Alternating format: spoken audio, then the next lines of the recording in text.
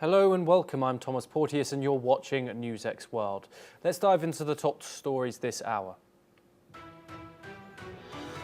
Local hospitals say at least 25 Palestinians sheltering in tents or queuing for food aid were killed by Israeli strikes and shootings today.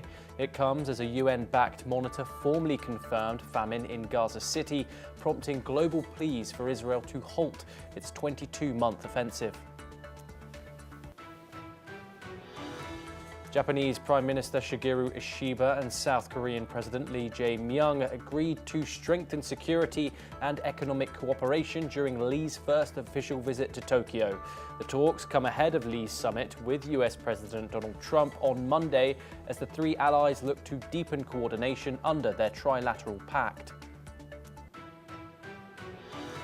Iranian security forces shot 6 fighters dead in southeastern Iran a day after 5 police officers were killed by armed rebels, state media has reported. The restive region has seen sporadic violence involving Sunni militants and separatists demanding a greater rights and autonomy.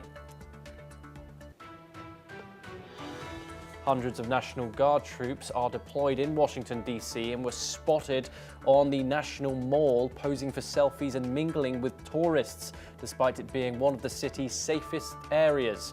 City leaders say the move is more about President Trump showing force than fighting crime. Ghislaine Maxwell, the convicted associate of Jeffrey Epstein, has told US officials that a much-rumoured client list does not exist. She also said she never saw misconduct by President Donald Trump or Bill Clinton.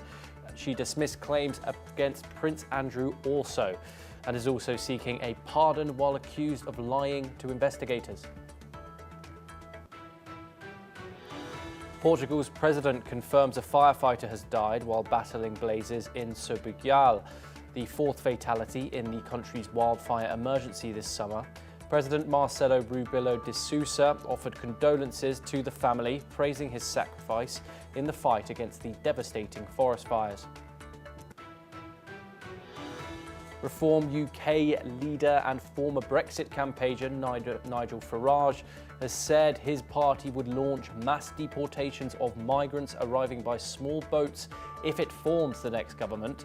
He told The Times he would pull Britain out of the European Convention on Human Rights and strike deals with countries like Afghanistan and Eritrea for returns.